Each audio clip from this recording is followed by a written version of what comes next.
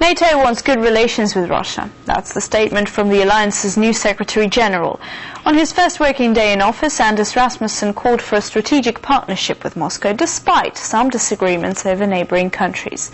Svetlana Kurakina has the details.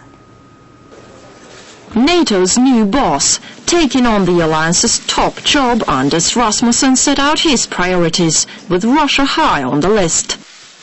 We have to insist that Russia fully complies with its international obligations, including respecting the territorial integrity and political freedom of its neighbors. But we cannot let those areas of disagreement poison the whole relationship. The relationship that froze after last August's conflict in the Caucasus. Ties are just beginning to mend, but for NATO's new chief, while Russia may not be a friend yet, it has to be a partner. Afghanistan, countering terrorism, non-proliferation, that's where he feels they can and should work together. Hopes also shared by Moscow. We'd like the new Secretary General to bring about a well-planned NATO strategy towards Russia, and the key is for him to offer solid suggestions on how to improve our ties. And that's easier said than done. While Russia remains opposed to NATO's expansion, Rasmussen said the door is open to new members. But he stressed that two hopefuls, Georgia and Ukraine, are not yet ready. Georgia and Ukraine can become members of NATO in the future, provided, of course, that they fulfill the necessary criteria. They do not fulfill the necessary criteria at this stage, so here and now it's a hypothetical question.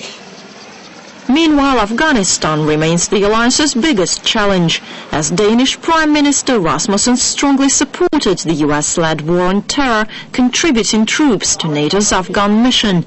Now, while Barack Obama has increased the American military efforts there, Europe is reluctant to match the boost.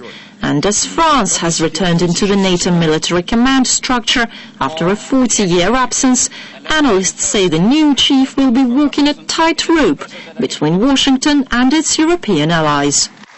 Some our European friends, mainly France and NATO, expected that with the departure of George W. Bush they could increase their influence in NATO and privatize this institution, make it more European-oriented.